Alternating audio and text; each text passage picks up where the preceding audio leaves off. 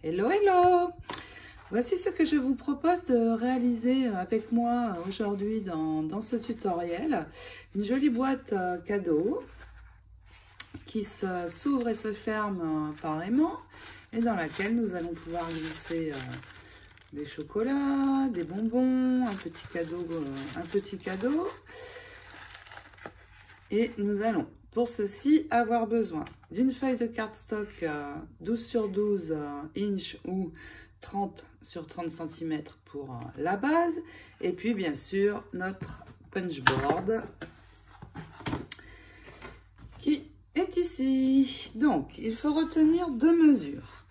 La première est 1,1 inch si vous faites en inch ou 3,9 cm. La seconde est 3 inch ou 7,7 cm si vous réalisez en centimètres. Donc nous allons prendre notre feuille comme ceci et venir la poser tout d'abord à 1,5 inch ou 3,9. Vous allez puncher et puis marquer un trait, mais attention, ne venez pas déborder sur le bord de la punchboard parce que sinon ça va abîmer votre papier. Donc vous marquez bien votre trait en veillant à vous arrêter avant le bord qui se trouve ici. Une fois ce trait marqué, vous allez tourner d'un quart. Vous positionnez à 3 inch ou 7,7 cm.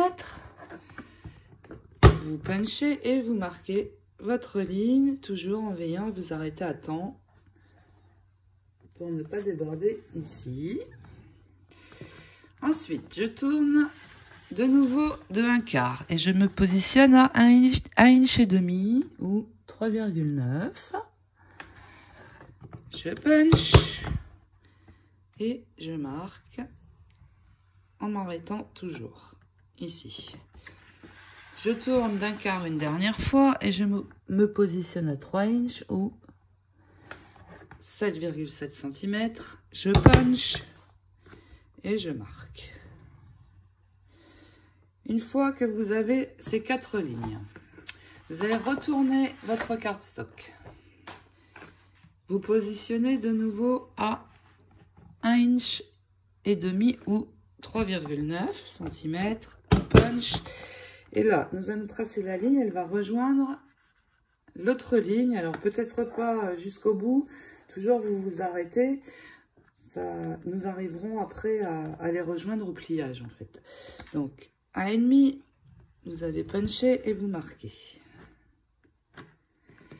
Je tourne d'un quart. De nouveau, et je me mets à 3,5 inch ou 3,7. Je punch et je marque. Je rejoins l'autre ligne. Je tourne. Je me repositionne à 1,5 ou 3,9. Je punch et je marque pour rejoindre mon autre ligne. Il me reste à tourner une dernière fois, me repositionner à 3 ou 7,7 cm, puncher et marquer. Ensuite, nous allons ici sur les 4 triangles que nous avons venir tracer une ligne de nouveau. Donc vous allez positionner votre triangle. Vous voyez, j'ai la bordure ici. Je vais venir me mettre ici, à l'endroit juste au ras pour plier mon triangle comme ceci. Et je fais la même chose des 4 côtés. Donc pareil, je viens me repositionner ici le coin, bien sûr, la ligne de pliage et je marque. Donc, je fais ça sur mes 4 coins. Ensuite, je vais venir arrondir les 2 triangles ici, les plus grands. Donc, je vais tourner ma punchboard et juste arrondir les deux grands triangles, comme ceci. Et ensuite, on peut mettre la punchboard de côté et nous allons marquer tous les plis. Donc, les 4 plis pour les grandes lignes. Et puis, nous allons replier aussi les petits triangles. Donc, vous marquez bien tout ça. Et nous allons après couper dans notre papier. Voici donc mon cardstock avec tous les plis marqués. Vous allez prendre, vous voyez, les 2 petits triangles ici, comme ceci. Et vous avez les 2 lignes ici et les 2 lignes en haut. Donc, vous allez venir couper ici, en vous arrêtant à l'autre ligne ici de pliage. Donc, vous allez couper ici, de ce côté, pareil, en s'arrêtant à la ligne de pliage. Et vous faites la même chose sur le haut. Donc, tout simplement avec les ciseaux, en vous arrêtant au niveau de l'autre ligne. Vous faites ça sur les 4 côtés. Voici donc ce que nous avons. Une fois nos 4 lignes coupées. Ensuite, vous voyez ici, nous allons tracer une ligne, donc au bord là de l'arrondi, qui remonte jusqu'ici. Donc vous prenez tout simplement une règle et un crayon de bois, et puis vous venez tracer une ligne ici, qui rejoint la ligne de pliage ici. Et vous allez faire la même chose sur les 4 côtés. Donc ici, ici, je retourne, ici, et une dernière fois de ce côté. Et ensuite, avec les ciseaux, vous allez enlever le triangle en suivant la ligne que vous venez de marquer. Donc, vous enlevez les 4 triangles. Vous allez maintenant prendre de l'adhésif. Alors, de l'adhésif, pourquoi? Parce que ça va permettre de coller tout de suite. Avec de la colle, vous allez devoir attendre que ça sèche et ce sera plus pratique avec ça. Vous allez replier ici ces 4 bandes et poser une bande d'adhésif dessus. Comme ceci. Donc, vous faites cela sur les 4 bandes. Donc, vous voyez, en les repliant de cette manière. Maintenant, nous allons enlever l'adhésif sur une des bandes.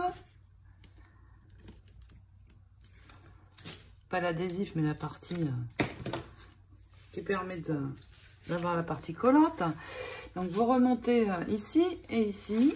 Et vous allez tout simplement coller ensemble les 2 parties. Donc, voici déjà un angle de votre boîte. Ensuite, vous allez enlever ici sur l'autre côté. Et nous allons tout simplement replier comme ceci. Et nous avons déjà un côté de notre boîte qui est formé. Vous marquez bien ici à l'intérieur pour que ça adhère parfaitement. Et puis, nous allons faire la même chose de l'autre côté. Donc, vous enlevez d'abord une des faces. Vous collez et vous finissez par coller le 2e morceau. Et nous avons déjà la base de notre boîte. Maintenant, il nous reste à venir replier ces 3 triangles. Donc, là, cette fois, vous pouvez prendre de la colle. Donc, vous appliquez d'abord de ce côté. Tout simplement, vous repliez sur l'intérieur. Et vous faites la même chose avec ce triangle-ci. Et également celui-ci.